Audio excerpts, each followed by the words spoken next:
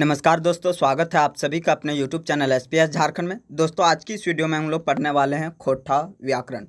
दोस्तों खोटा व्याकरण पढ़ना बहुत ही ज़रूरी है क्योंकि खोटा व्याकरण से बहुत सारे सवाल पूछे जाते हैं। तो यह उन सभी छात्रों के लिए इम्पोर्टेंट है जो खोटा भाषा रखे हैं, उनके लिए खोटा व्याकरण बहुत ही ज़रूरी है क्योंकि 30-40 प्रश्न खोटा व्याकरण से पूछे जाते हैं। तो सबसे पहला आज की इस वीडियो में हम लोग पढ़ने वाले हैं वर्ण विचार या ध्वनि विचार भी इसे कहा जाता है। सबसे पहला चीज़ जानना है दोस्तों स्वर वर्ण। स्वर वर्ण क्या चीज़ होता है? स्वर वर्ण होते हैं य, या, हर्षई, दीर्घई, हर्षऊ, दीर्घऊ, ए और ओ। कुल 8 स्वर वर्ण होते हैं दोस्तों। हिंदी यानी खोटा व्याकरण में कुल 8 स्वर होते हैं या, हर्षई, दीर्घई, हर्षु, दीर्घऊ, ए और ओ। कुल 8 स्वर हैं। तो यह याद रखें। क्वेश्चन इस प्रकार पूछा जा सकता है कि स्वर वर्ण कितने होते हैं, तो याद रखेंगे कितना होते हैं, 8 स्वर वर्ण होते हैं। दीर्घई और दीर्घऊ का दोस्तों स्वर वर्ण का उपयोग सिर्फ निकटवर्ती और दूरवर्ती स्वर नाम के रूप में किया जाता है। आव जो होता है वो औ में और ए आय में टूटकर प्रयुक्त होता है, यानी ओ जो होता है ओ डायरेक्ट में ना हो करके औ में प्रयोग होता है और ए जो होता है ऐ में टूटकर प्रयुक्त होता है। अब अगला चीज़ जानना है दोस्तों व्यंजन वर्ण। स्वर वर्ण समझ लिए कि 8 होते हैं। अब व्यंजन वर्ण समझना। व्यंजन वर्ण में कौन कौन होते हैं? क, ख, ग, घ। उहाँ इसमें नहीं आता है। च, छ, ज, झ, इया। ट, ठ, ड, ढ मूर्धना नहीं आता है। ड और ड ये होते हैं 6। त, थ, दंत, दंत न, प, फ, ब, भ, म। यानी कुल कितना हो गया दोस्तों? ये 5 हो गया, ये 5 और ये 6। 5 5 10 16 16 और ये 5 21 और 4 25। यानी प्रश्न पूछा जाए कि व्यंजन वर्ण कितने होते हैं तो याद रखेंगे कितना होते हैं दोस्तों? 25 व्यंजन वर्ण होते हैं। यह भी प्रश्न बहुत बार पूछा जा चुका है कि व्यंजन वर्ण कुल कितने होते हैं, तो आप याद रखेंगे 25 व्यंजन वर्ण हैं। अब इसके बाद आता है दोस्तों उच्छिप्त। उच्छिप्त क्या चीज़ होता है? जो र और ड शब्द के आरंभ में प्रयुक्त नहीं होते हैं। यह जो शब्द है दोस्तों, यह शब्द के आरंभ में प्रयोग नहीं होते हैं। ये ध्वनियाँ खोटा उच्चारण में प्रचुर रूप में होती है। इन्हें उपव्यंजन की श्रेणी में रखा जाता है। ये उपव्यंजन की श्रेणी में आते हैं। ड और ड़ जो आता है दोस्तों वो उपव्यंजन की श्रेणी में रखा जाता है। इसे व्यंजन वर्ण का पढ़ेंगे प्रयुक्त कि व्यंजन वर्ण का प्रयोग किस प्रकार से होता है, कौन सा व्यंजन वर्ण का प्रयोग किस प्रकार से खोटा व्याकरण में होता है। तो आज की यह क्लास बहुत ही इम्पोर्टेंट होने वाली है दोस्तों, तो वीडियो को लाइक करें और हमारे चैनल को सब्सक्राइब जरूर करें। व्यंजन वर्ण प्रयुक्त होते हैं। सबसे पहले इया जो आता है दोस्तों, इया जो आता है, इया के विकल्प में यंग और इया भी चलता है। इया के जगह इस प्रकार भी लिख सकते हैं और इस प्रकार भी लिखा जाता है। जैसे चरई, चरई में इया है, इसे चरई लिख सकते हैं। अंतस्य वाला अ में बिंदु, अंतस्य जो अनियन पढ़ाता है, और चरई इस प्रकार भी लिख सकते हैं। अंतस्थ, अंतस्थ क्या चीज़ है दोस्तों? अंतस्थ बोला जाता है अंतस्य र ल व, ये अंतस्थ कहलाते हैं। इसमें से दोस्तों अंतस्थ में यानी जो अंतस्य है, अंतस्य कुछ अपवादों को छोड़ करके शब्द के आरंभ में ज की तरह प्रयुक्त होता है। कुछ शब्द को छोड़ करके यह अंतस्य ज के रूप में प्रयोग होता है। जैसे यमुना, यमुना का प्रयोग किस प्रकार होता है? जमुना लिखाता है, जमुना, यमुना ना लिखा करके जमुना लिखाता है। यज्ञ, यज्ञ का क्या चीज़ होता है? यज्ञ लिखाता है या तो जग। यश का जस लिखाता है, अस का जस। यदि का अधिक का क्या लिखाता है? ज्योति। और इसके अपवाद में जो क्या चीज़ होता है, यह को ज के रूप में जो नहीं प्रयोग होता है वो क्या चीज़ अपवाद में आते हैं दोस्तों? तो अपवाद में आते हैं जैसे यार, यार को क्या चीज़ बोलते हैं? यार, ई के रूप में प्रयोग हो रहा है। याद, याद को याद में बदल जाता है। शब्द के मध्य एवं अंत में अंतस्य ई और य में टूटकर होता है। शब्द के अंत में दोस्तों यह अंतस्य हर्षई या तो य के रूप में प्रयोग होता है। जैसे सियार है, सियार है तो ये क्या चीज़ होगा? यह ये प्रयुक्त होगा, सियार इस प्रकार से लिखाएगा। दिया, दिया किस प्रकार से? दिया ये अंतस्य न होकर के य का प्रयोग होने लगेगा। प्यार का क्या लिखाएगा? प्यार लिखाएगा। पिया का की लिखाएगा, पिया ही लिखाएगा, लेकिन अंतस्य हट जा करके य में कर आ जाएगा। विषय का क्या लिखाएगा, विषय, ई लास्ट में जुड़ जाएगा, अंतस्य की जगह ई आ जाएगा। समय का समय, ये क्या चीज़ है, अपवाद में है, जो यंतस्य ज के रूप में प्रयोग नहीं होते। जैसे भैया एक हो गया, भैया के जगह ई जुड़ जाएगा, भैया, भैया। अब आता अंतस्य का तो प्रयोग हम लोग सीख लिए। अब सीखना है कि र और ल का प्रयोग, र और ल का प्रयोग किस प्रकार से होता है। र कभी ल में और ल कभी र में प्रयुक्त होता है। जैसे मंदिर, मंदिर का क्या होगा, मंदिर। र कभी क्या चीज़ होता है, ल में प्रयोग होता है, और ल कभी र में होता है। जैसे हल है, हल का ल के जगह र हो जाएगा, हर। फल है तो फर हो जाएगा। तो ये याद रखेंगे कि र कभी ल में प्रयोग होता है और ल कभी र के रूप में प्रयोग होता है। इसमें एक चीज़ और होता है कि ल कभी न के बदले प्रयुक्त होता है। ल क्या चीज़ होता है, कभी न के बदले ल प्रयोग होता है। जैसे नंगटे, नंगटे के जगह लंगटे ये प्रयोग होता है। नंगा, नंगा का लंगा या लंगटा ल के रूप में प्रयोग होता है। न जो दंत न होता है वो ल के रूप में प्रयोग होता है, और जो न होता है वो ल के रूप में प्रयोग होता है, याद रखें। अब ल का तो सीख लिए, अब व का प्रयोग सीखेंगे कि व का प्रयोग किस प्रकार से होता है खोठा में। व का प्रयोग अधिकांशतः शब्द के मध्य में, अंत में, आरंभ में ब की तरह होता है। यानी शब्द के मध्य में, अंत में और आरंभ में ब की तरह होता है, वह ब के रूप में बदल जाता है। जैसे वर्षा है तो वर्षा का व का ब बदल जाएगा, बरखा हो जाएगा। पर्व है, प का व के जगह ब हो जाएगा, परब। वर्ष, वर्ष का बरस हो जाएगा। पूर्व, पूर्व का पूरब। उर्दू फारसी के शब्दों के उच्चारण में ओ उ की तरह प्रयुक्त होते हैं। आपको पिछली जो वीडियो उसमें बताए थे दोस्तों कि यह जो खोठा है इसमें बहुत सारे शब्द ऐसे हैं जो कि उर्दू से भी लिए गए हैं। तो उर्दू और फारसी के जो शब्द हैं उसमें ओ का जो उच्चारण होता है उ की तरह होता है। जैसे वकील, वकील का क्या चीज़ हो जाएगा, ओकील होगा, और वकील, दो तरह से प्रयोग इसका हो सकता है। वकील का व का प्रयोग क्या हो जाएगा, ओकील हो जाएगा, या तो उकील हो जाएगा, ऊ में बदल जाएगा। वजन का ओजन, ओजन में हो जाएगा, और वजह का ओजह, इस प्रकार से व का प्रयोग होता है। अब एक चीज़, क्या चीज़ है कि शब्द के अंत में कभी य की तरह उच्चारित होता है। शब्द के अंत में क्या चीज़ होता है, वह य की तरह उच्चारित होता है। जैसे कौवा है तो कौवा का क्या होगा, कौवा, कौवा। नौवा का नौवा।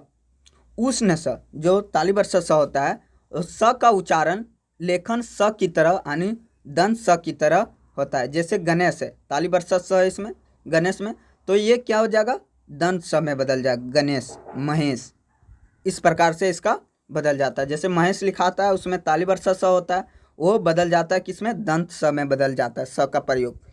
तो ये अंतस्थ वाला हम लोग सीख लिए कि किस प्रकार से प्रयोग होता है। आगे है मूर्धन स। मूर्धन स का प्रयोग कैसे होता है, मूर्धन स का उच्चारण किस प्रकार से होता है। लेखन स एवं ख की तरह होता है। जो मूर्धन स है यह किस प्रकार से होता है, लिखा जाता है स, जो दंत स में लिखा जाता है, और ख का तरह भी होता है। जैसे धनुष है तो धनुख भी लिख सकते हैं, और धनुष भी इस प्रकार से भी लिखाता है। धनुष को धनुख और धनुष इस प्रकार भी। पुरुष है तो पुरुष के जगह क्या चीज़, स के जगह ये ख भी लिख सकते हैं और दंत स भी लिख सकते हैं। ताली यानी मूर्धन स के जगह ख और दंत स के रूप में प्रयोग होता है। पुरुष का पुरुष और पुरुष भी लिख सकते हैं। वर्षा का बरखा और वर्षा। स का प्रयोग अपने मूल रूप में होता है। मूर्धन स के बाद आता है क्या चीज़, दंत स। दंत स क्या चीज़ होता है, अपने मूल रूप में दंत स ही प्रयोग होता है। और ये जो मूर्धन स होता है दोस्तों, ये क्या चीज़ होता है, दंत स और ख के तरह प्रयोग होता है। अब आता है संयुक्त व्यंजन। संयुक्त व्यंजन में क्या होता है, छन जोगी छ, इसके संयुक्त अक्षर भी बोला जाता है। छन जोगी छ का उच्चारण लेखन छ की तरह या ख की तरह होता है। छन जोगी छ जिसे संयुक्त व्यंजन कहा जाता है या संयुक्ताक्षर बोला जाता है। यह छन जोगी छ का उच्चारण किस प्रकार से होता है, लेखन में छ की तरह या तो ख की तरह होता है। लेखन में यानी छन जोगी छ के जगह इस तरह छ का प्रयोग किया जाता है, या तो ख। जैसे दक्षिण है, दक्षिण छ के जगह दक्षिण लिखाएगा, ख में बदल जाएगा। दक्षिण का दक्षिण हो जाएगा। फिर से आगे देखते हैं, जैसे परीक्षा है, परीक्षा का क्या लिखाएगा, परीक्षा में जो संयोगी छ है वो छ में बदल जाएगा, ये छ वाला जो आता है छत्री वाला वो छ में बदल जाएगा। और इसको इस प्रकार भी आता है प ई रक्षा, यानी ई भी इस प्रकार से भी लिखा जाता है परीक्षा को, परीक्षा छ में भी बदल जाता है और इस प्रकार लिखा जाता है परिरक्षा। अब आता है तरह का उच्चारण। तरह का उच्चारण किस प्रकार होता है, तरह तर की तरह होता है, तरह जो होता है त और र में की तरह होता है। जैसे पवित्र है तो क्या चीज़ होगा, पवित्र हो जाएगा, वह ब में बदल जाता है, पवित्र हो गया। चरित्र चरित्र हो गया, पुत्र पुत्र हो गया, पत्र पत्तर हो गया। तो इस प्रकार तरह का उच्चारण होता है। तो खोटा व्याकरण आप सीख रहे हैं तो सबसे पहले तो आपको खोटा का उच्चारण प्रयोग किस प्रकार से होता है यह सीखना बहुत ही जरूरी है। अब आता है ज्ञा का। ज्ञा का उच्चारण किस प्रकार से होता है, ज्ञा का प्रयोग कैसे होता है, लेखन ज्ञा, ज्ञा को लिखा जाता है लेखन में ज्ञा इस प्रकार ज्ञा लिखा जाता है कि या तो गिन की तरह होता है, ज्ञा को ज्ञा या गिन लिखा जाता है। जैसे ज्ञा को ज्ञान इस प्रकार से लिखेंगे या ज्ञान भी लिख सकते हैं, विज्ञान को विज्ञान लिखा जाता है, यानी ज्ञा को क्या चीज़ ज्ञा इस प्रकार से लिखा जाता है या तो गिन के रूप में भी प्रयोग होता है। तो आप याद रखेंगे कि ये उच्चारण किस प्रकार से होता है, ज्ञा का ज्ञा लिखाता है और गिन, जैसे ज्ञान हो गया तो ज्ञान भी लिख सकते हैं और ज्ञान भी लिख सकते हैं, विज्ञान है तो विज्ञान लिखाता है, ज्ञा को ज्ञान आ जाता है। ठीक है, अब आगे बढ़ते हैं। आगे में पढ़ना है दोस्तों संयुक्त स्वर। संयुक्त स्वर किसको बोला जाता है, जिसे संयोजी स्वरों का उच्चारण और लेखन में, जैसे संयुक्त स्वर में हो गया आय, आय में कौन कौन से स्वर हैं दोस्तों, य और हर्षई दोनों मिल करके आय बनता है। जैसे कैसा, कैसा को क्या हो जाएगा, ये टूट जाएगा और लिखाएगा कैसा, ऐसा ऐसा, पैसा पैसा, बरौनी बरऊनी, इस प्रकार से टूट जाता है। औ को क्या चीज़ टूटता है, आओ जो होता है य और ई में टूट जाता है। जैसे औजार, औजार का औजार, और है दोस्तों, और में और, कौआ का कौआ। तो यहाँ आप देख रहे हैं कि ये टूट करके बदल जा रहे हैं। अब मूर्धना का उच्चारण, जो मूर्धना का उच्चारण और लेखन होता है उसके बारे में जानना है कि मूर्धना जो लेखन होता है सदैव न की तरह होता है, दंत न की तरह होता है। मूर्धना का जो आता है दोस्तों वो दंत न की तरह, ये व्यंजन वर्ण में नहीं आता है मूर्धना, तो ये दंत न की तरह प्रयोग होता है। जैसे गणेश का गणेश लिखाता है, ये नाम मूर्धना न होकर के दंत न में प्रयोग होता है। इयाँ भी जो दोस्तों इयाँ का उच्चारण इयाँ की तरह होता है, ये तो पहले आप लोगों को बता चुके हैं कि जैसे चरई है तो चरई लिखाएगा, चरई लिखाएगा, इस तरह से प्रयोग होता है इयाँ का। खोटा में कुछ विशिष्ट ध्वनियाँ हैं दोस्तों। विशिष्ट ध्वनियाँ किसको बोला जाता है, कुछ अलग प्रकार की ध्वनि, अलग ध्वनि, जैसे र, ल, र में आधा र और ह, ल में आधा ल और ह, म आधा म और ह, म आधा न और ह, न है, जो क्रमशः र, ल, म एवं न के महाप्राणीकृत रूप में है। यानी र जो र हो गया, ल हो गया, ह हो गया, न हो गया के रूप में, महाप्राणीकृत के रूप में, यानी इसको प्रयोग के रूप में नमूने में देखते हैं। जैसे खैले, ल है और ह है खैले। जैसे खेरहा, र और ह आया खेरहा। गेलहे, ल और ह आया गेलहे। जैसे म और ह वाला हम ही, और जैसे न ह में नहानकी। इस प्रकार से प्रयोग होते हैं कुछ विशिष्ट प्रकार की ध्वनि, खेल है, खेरहा, गेल है, हम ही, इस प्रकार से प्रयोग होता है, कुछ अलग प्रकार की ये ध्वनियाँ हैं। अब आगे जानना है कि खोटा में मात्राओं का प्रयोग किस प्रकार से होता है, जो मात्रा होता है उनकी प्रयोग किस प्रकार से होता है। खोटा भाषा में हर मात्राओं का प्रयोग सर्वाधिक होता है, यानी दोस्तों खोटा में होता है हर्षई और हर्षु का ज़्यादा प्रयोग होता है, दीर्घ वाला उतना प्रयोग नहीं होता है। उनके दीर्घ मात्राएं विशेषतः हिंदी के शब्दों में प्रयुक्त होती है। मात्राएं जो हर स्वर की प्रतिनिधि हैं प्राय खोटा में स्वर रूप में ही प्रयुक्त होते हैं। जैसे मधु तब मऊद होता है, चूड़ामणि तब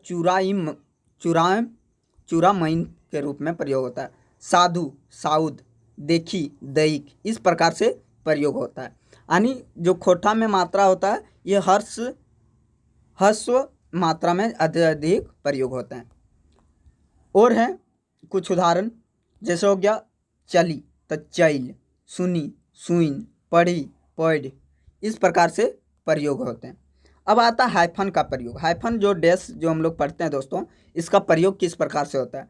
सामान्यतः वर्तमान काल में मूल क्रिया और सहायक क्रिया के मध्य अर्धमात्रिक यह ध्वनि सुनाई पड़ती है, जिसे लेखन में दिखाने के लिए मूल क्रिया और सहायक क्रिया के मध्य हाइफन का प्रयोग करते हैं। जैसे करता है, कर है, इस प्रकार से।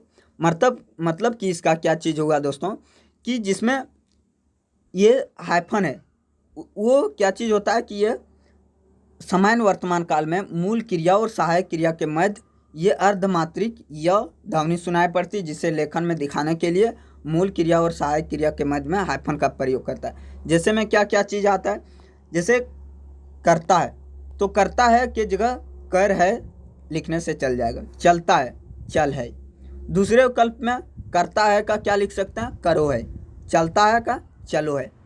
का भी प्रयोग होता है। वर्तमान में दोनों तरह के प्रयोग चलते हैं, किंतु चलो है, करो है रूप में मानक मानल गया है। यानी खोठा में दोस्तों का भी प्रयोग होता है, लेकिन चलो है और करो है मूल रूप इसको मानक माना गया है। मतलब ये खोठा में इसका ज़्यादा महत्व दिया गया है। अब आता है ध्वनियों का वर्गीकरण निम्नलिखित आधार पर हो। ध्वनि का जो उच्चारण स्थान होता है, जो कि बहुत ही इम्पोर्टेंट है कि कौन सा कहाँ से उच्चारण होता है ध्वनि के, तो ये ध्वनि का वर्गीकरण किया गया है। सबसे पहले उच्चारण के स्थान पर, उच्चारण के आधार पर किस ध्वनि को किस प्रकार बांटा गया है। जैसे आता है पहले य, या, कवर्ग तथा ह, कंठ से बोला जाता है। य, या, ये सब जो होता है दोस्तों, और कवर्ग वाला, कवर्ग कहने का मतलब क, ख, ग, घ, और ह, ये क्या चीज़ आता है, कंठ से आता है। देखिए आप बोल के य, कंठ से आवाज़ आ रहा है, या, क, ख, ग, घ, ह, ये सारा कंठ से आता है। तो आप याद रखेंगे कि ये सब आप बोल करके भी इसको याद करने की ज़रूरत नहीं है, आप बोल कर भी आपको याद रह जाएगा कि ये क्या चीज़ है, कंठ से आवाज़ आता है, ध्वनि के आधार पर बांटा गया है। तो जैसे हर्षी, दीर्घई, चवर्ग, अंतस्यय तथा तालिबर्षा तालव से आता है। यानी मतलब कि तालु से इससे टकराता है तब जाकर ये ध्वनि निकलती है। जैसे हर्षई, हर्षई में क्या चीज़ आता है, तालु से जीभ टकराने के बाद दीर्घई, च, छ, ज, झ, अंतस्यय और स, तालिबर्षा स जो आता है, ये तालव ध्वनि है। यानी यहाँ तालु से ये ध्वनियाँ उत्पन्न होती। टवर्ग और र, ये क्या चीज़ है, मूर्धन्य है। मूर्धन्य यानी यहीं से जो तालु से है वही, जैसे ट क्या चीज़ होता है, ट, ठ, इसमें जीभ उलट जाता है, मूर्धन्य के रूप में यह प्रयोग होता है। र और तवर्ग वाला दोस्तों, तवर्ग, ल और तालिबर्षा, ये दंत से, यानी दंत से, दांत से टकरा करके जीभ से, जैसे त क्या चीज़, जीभ टकराता है दांत से और उससे बोला जाता है दंत। ये दंत से ध्वनियाँ निकलती है। जैसे त, थ, द, ध,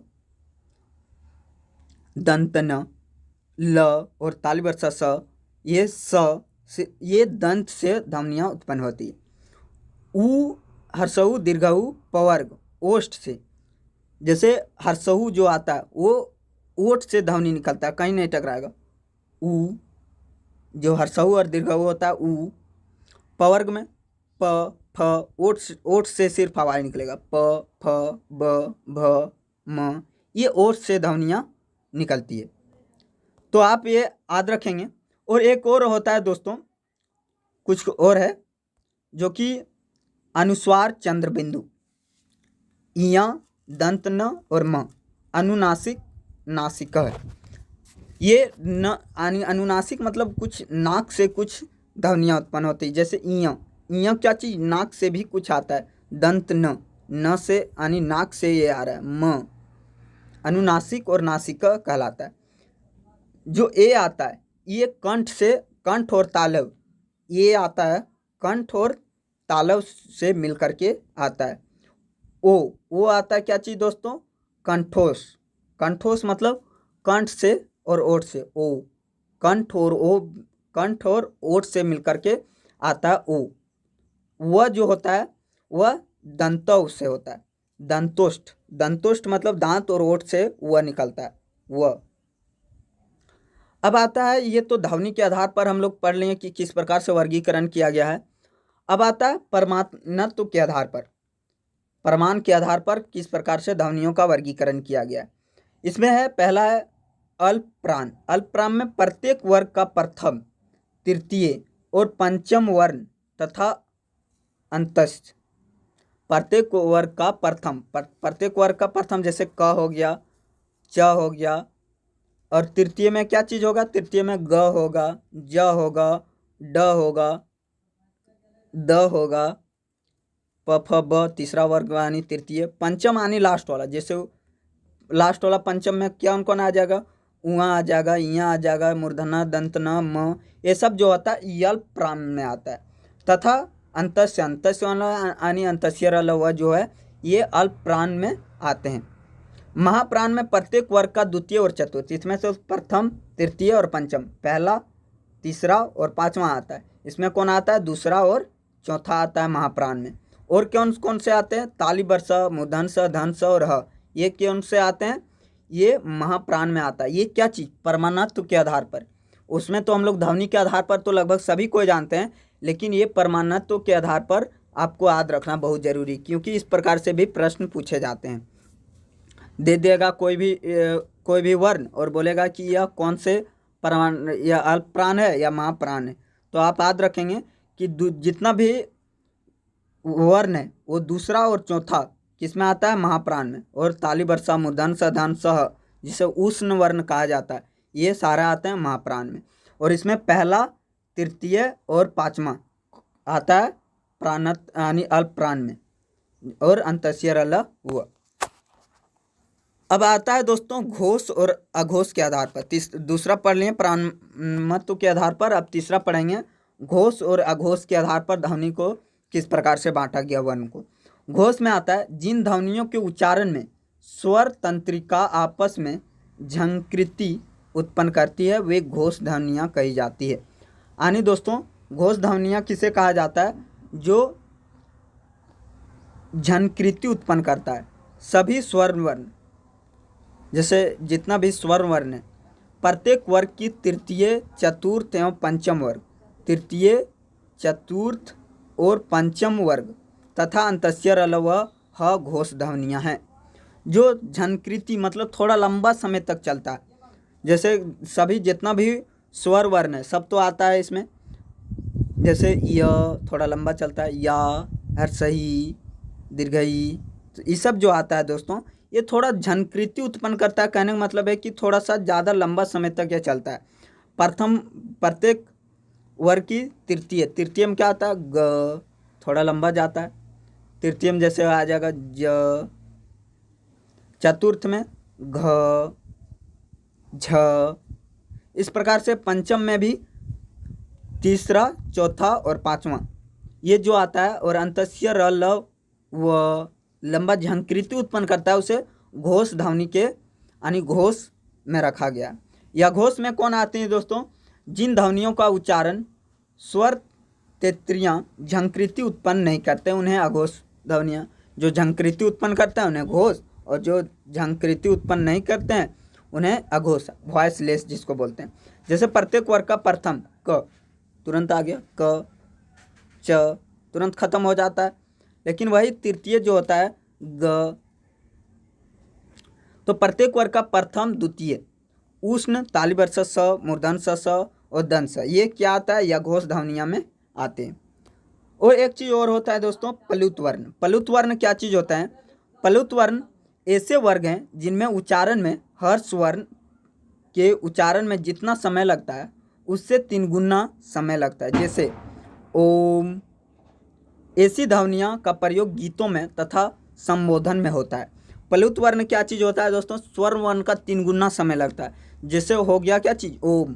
ओम क्या चीज़ होता है, ओम लंबा, बहुत लंबा खिंचाता है ओम, और ये जो होता है गीत में प्रयोग किया जाता है ओम का, और संबोधन में भी प्रयोग किया जाता है, जिसे क्या चीज़ बोला जाता है, प्लुत वर्ण बोला जाता है। जैसे ओम इस प्रकार भी लिखाता है और ओम इस प्रकार से भी लिखाता है। अब आता है ध्वनियों का वर्गीकरण को निम्न ढांचे से समझा जा सकता है। कुछ दिया गया है, इसके आधार पर हम लोग समझ सकते हैं कि कौन से ध्वनि कैसे। जैसे कि हम लोग क्या चीज़ पढ़ें कि क ख च छ ट ठ त थ प फ, यानी पहला और दूसरा जो आता है, और ताली वर्ष मूर्धन स दंत स, ये सभी वर्ण क्या चीज़ आता है, अघोष ध्वनियाँ हैं। अघोष ध्वनियाँ यानी पहला दूसरा जो आता है, और ताली वर्ष स मूर्धन स दंत स, ये क्या चीज़ हम लोग अभी पढ़ें, ये अघोष ध्वनियाँ हैं। ये क्या चीज़ है, अघोष ध्वनियाँ। तो याद रखेंगे क्या चीज़, इस प्रकार से हम लोग समझ सकते हैं कि ये अघोष ध्वनियाँ हैं। अब घोष ध्वनि में कौन कौन आते हैं, तीसरा, चौथा और पांचवा। तीसरा चौथा में ग घ वहाँ इसमें नहीं आएगा, च छ यानी च छ तो उसमें आएगा, ज झ ड ढ मूर्धन त थ दंत न यानी द ध दंत न, ब भ म अंतस्य र ल व, सभी क्या चीज़ है, घोष हैं। ये घोष ध्वनियाँ कहलाते हैं। ये घोष ध्वनियाँ। घोष ध्वनियाँ में कौन कौन आता है, पहला, तीसरा और पांचवा, ये तीन आता है दोस्तों। अब क ख क ग अंग, पहला, तीसरा और पांचवा। पहला, तीसरा, पांचवा जो है दोस्तों, और अंतस्य रलव, ये अल्प प्राण में आता है। ये परमाणुत्व के आधार में अल्प प्राण में आता है। कौन कौन, पहला, तीसरा और पांचवा क्या चीज़ आता है, अल्प प्राण में आता है। उसके बाद महाप्राण में कौन आता है, महाप्राण में आता है दूसरा, चौथा, दूसरा और चौथा, और ताली वर्ष स मूर्धन स धन स और ह, ये महाप्राण में आता है। आप इसे एक बार और अपने से रीडिंग करेंगे तो आपको बिल्कुल समझ में आ जाएगा। और आप इसका PDF पाना चाहते हैं तो दोस्तों टेलीग्राम चैनल से हमारे ज़रूर जुड़ें, या तो हमारे नंबर पर व्हाट्सएप करें 9546955881, ये हमारे व्हाट्सएप नंबर है। इस पर आपकी एक ग्रुप बना दिए जाएंगे जिसके द्वारा आपको PDF मिल सकती है। तो इस पर आप मैसेज कर सकते हैं PDF पाने के लिए भी। अब इसमें है दोस्तों ध्वनि में परिवर्तन। ध्वनि में परिवर्तन के कुछ देख लेते हैं कि किस प्रकार से ध्वनि परिवर्तन होते हैं। अघोषीकरण। अघोषीकरण किसको बोलते हैं, जब घोष ध्वनियाँ अघोष में बदल जाती तो उसे अघोषीकरण कहा जाता है। घोष ध्वनियाँ में क्या चीज़ होता है दोस्तों, झंकृति उत्पन्न करता है। जैसे डंडा तो डंटा, डंटा झंकृति उत्पन्न करता है। घोषी, इसे क्या कहा जाता है, अघोषीकरण कहा जाता है। घोषीकरण किसको आप बोलते हैं, जब घोष ध्वनियाँ अघोष ध्वनियाँ घोष ध्वनियाँ में परिवर्तन हो जाती तो घोषीकरण कहलाता है। यानी जो अघोष ध्वनियाँ, अघोष किसको बोलते हैं, जो झंकृति उत्पन्न नहीं करता है उसे, जैसे साग, साग से साग में बदल गया, साग से साग में बदल गया, कंकन से कंगन में बदल गया, तो ये झंकृति उत्पन्न करता है। तो ये क्या चीज़ होगा, घोषीकरण, या घोष से घोष में बदल जाना घोषीकरण कहलाता है। और घोष से अघोष में जो यानी जो झंकृति उत्पन्न करता है उससे सिंपल से, जैसे डंडा, डंडा में क्या चीज़ होता है देखिएगा कि कंपन करता है, और डंटा में क्या चीज़ होता है, कंपन नहीं करता, झंकृति उत्पन्न नहीं करता है। तो आप समझ गए होंगे। तो दोस्तों यदि वीडियो अच्छी लगे तो लाइक करें और हमारे चैनल को सब्सक्राइब करें और कमेंट करना ना भूलें। दोस्तों यदि आप PDF पाना चाहते हैं तो लिंक डिस्क्रिप्शन बॉक्स में टेलीग्राम चैनल का दिया गया है, उससे आप PDF प्राप्त कर सकते हैं। मिलते हैं नेक्स्ट वीडियो में, तब तक के लिए जय हिंद।